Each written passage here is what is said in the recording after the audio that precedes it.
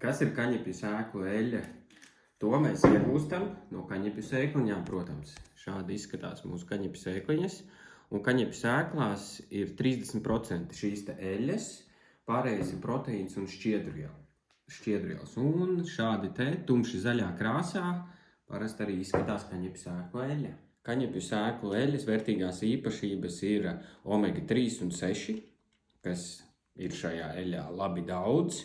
Kādēļ? Jo tā ir augsti spiesta kaņepju sēklu eļļa un visas omegas ir tur.